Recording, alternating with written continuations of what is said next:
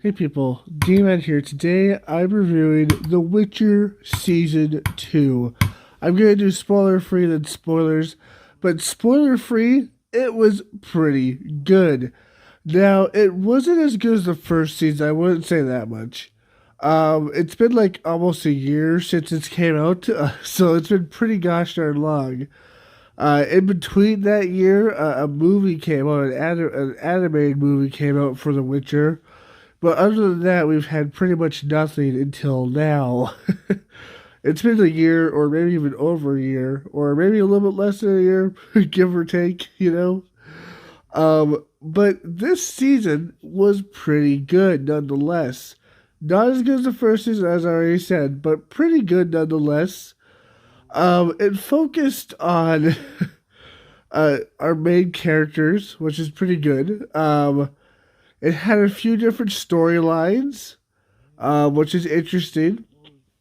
Uh, and it leaves off on a cliffhanger where a bunch of people are gonna come after a bunch of other people. Can't really say without spoiling it, but it leaves off on a cliffhanger, that's for sure. A few cliffhangers, actually. Like three cliffhangers, if I'm not mistaken. Maybe more, who knows? But yeah, it leaves off on a cliffhanger for sure.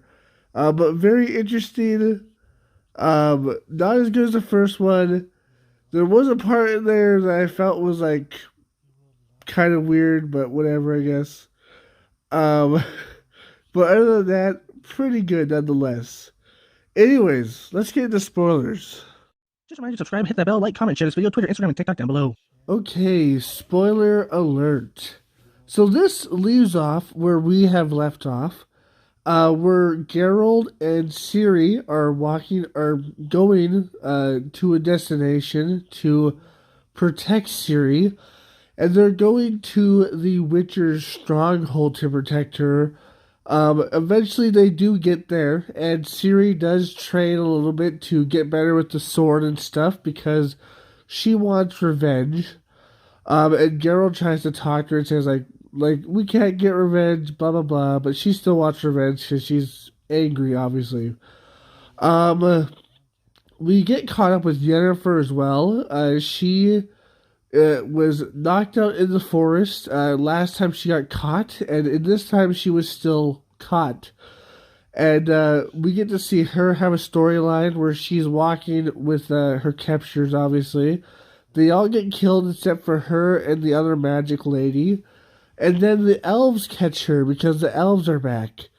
And then they go to see a magical hut. And it turns out to be a witch. It's kind of like Baba Yaga.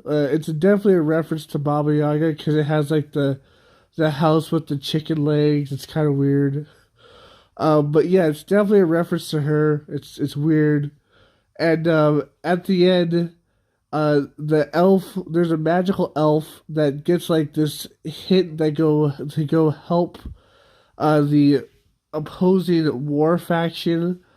The other magical girl, she is also getting the hint to go help herself because she is also like, oh, I might as well just kill everybody because like she's kind of turning a little bit evil. And and man, I just forgot her name. Jesus, what's her name? Yennefer. My goodness. She refuses to do anything for this witch, and then the witch takes away her powers somehow, which I find a little bit weird. I don't know how the witch took away her powers, but she did. And then they're off to the races where they're basically feeding this witch by doing horrible things. Except for Yennefer. But at the end, Yennefer does almost cave in and do such a horrible thing, but she doesn't do it at the end. But it's very interesting to see. The other two do horrible things, like kill a bunch of babies and kill people. Just bad things in general. Anyways, let's see. We do see the bard again. He's there, obviously. he gets captured and tortured to get information on the Witcher, on Daryl. And obviously he doesn't say anything because he's a good pal. He's a good bud. So he doesn't say anything to this capturer. Except like he does let something slip that makes the capturer know where they are, pretty much. Because he does let it slip by accident. But at the end, Yennefer saves him. Just like he saved Yennefer, he tried to save her and tried to get her to sail across the ocean or across the sea, I guess, to a certain place where she was going to be welcomed and blah, blah, blah. Uh, because she's on the run, because she basically freed a captive and then just went on the run. um, and all these stories like combined at the end, by the way. So The Witcher is with Ciri. He goes on little adventures by himself a little bit. There's some new monsters, and it turns out that Ciri's causing all this because she's like a original one or something like that. I don't know exactly what they said, but she has bloodlines tied to like the beginning, which is where this witch came from, and the witch eventually takes over Ciri. Uh, and then they finally they get Ciri back, and the witch goes back into her dimension. It's kind of weird. It's only 8 episodes, but it's pretty good nonetheless. Um, Obviously, our friend the Bard, he's there as well. He helps the Witcher get Ciri back to the stronghold where she actually ends up murdering people because she's possessed. Um, Yennefer's there as well because she almost sold Ciri off to the witch, which is messed up.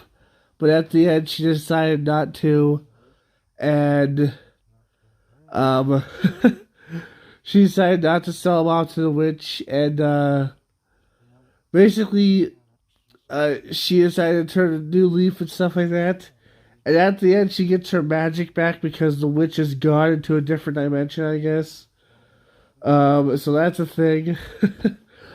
And now she's gonna train Ciri on magic. So we're gonna get Geralt training her with fighting and her training her with magic. Very interesting. And obviously we have the other witchers there to do whatever. And that's about it. That's where it kind of ends off.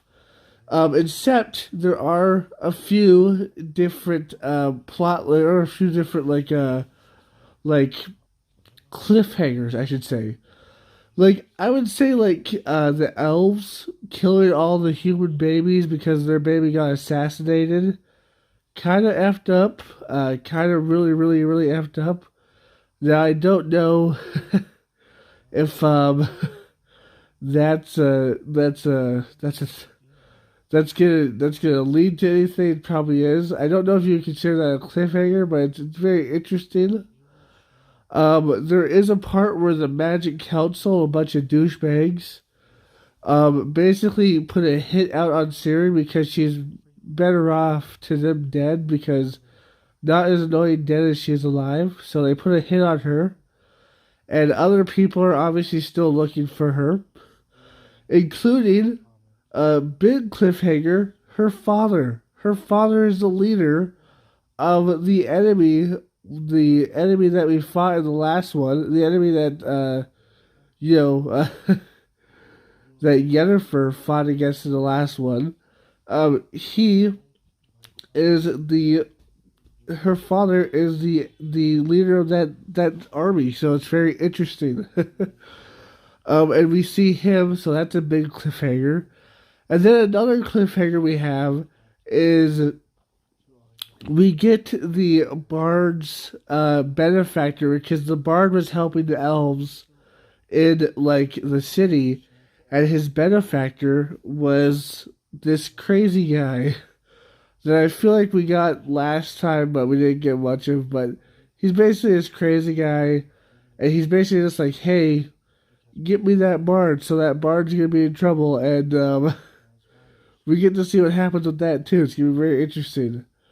So yeah, all in all, fairly good. Not as good as the first time, but can't wait to see the third one because there's probably gonna definitely be a third one. Anyways, I hope you enjoyed this. If you did, like, comment, subscribe, share, hit that bell notification. That's the best way to keep my channel. Link down below to my Twitter, Instagram, and TikTok. Peace. Just remind you to subscribe, hit that bell, like, comment, and share this video. Twitter, Instagram, and TikTok down below. Shadow, my baby, I love you so much. You're my baby. And you love to sleep in the bathtub. 'Cause you're a weirdo. Shadow, look over here, buddy. Look over here.